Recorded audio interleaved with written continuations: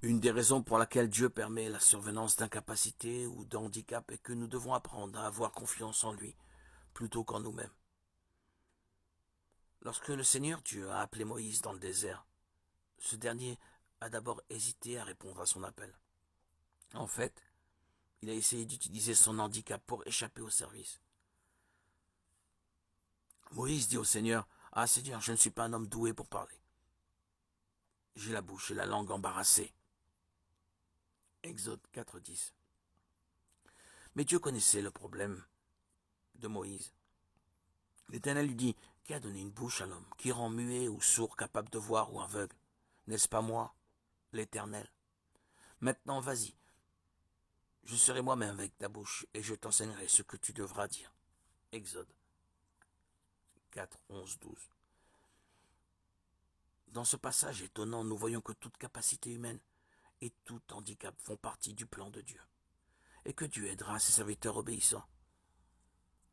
Autant il appelle les équipés, autant il équipe les appelés.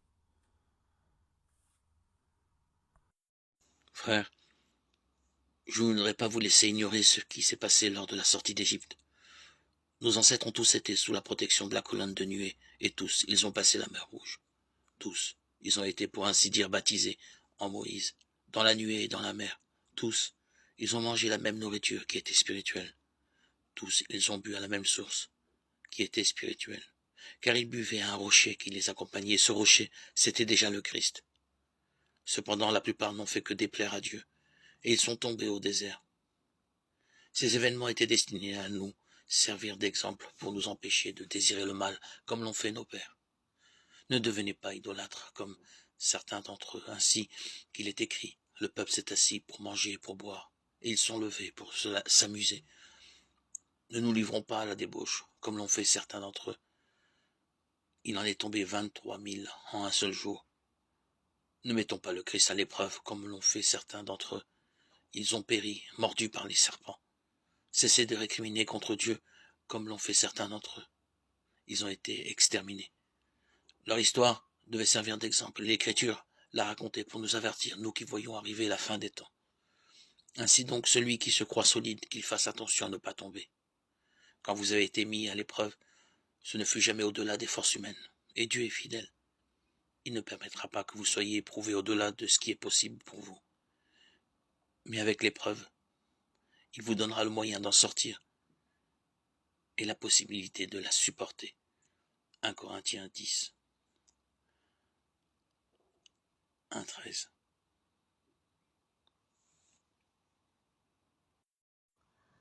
Bien des gens ont des notions erronées au sujet de la vie et du caractère de Jésus. Ils croient qu'il était étranger à toute cordialité rayonnante, dur, austère et sans joie. Bien souvent, ces fausses conceptions déteignent sur l'expérience religieuse tout entière. On entend parfois dire « Jésus a pleuré », mais on ignore s'il a jamais souri.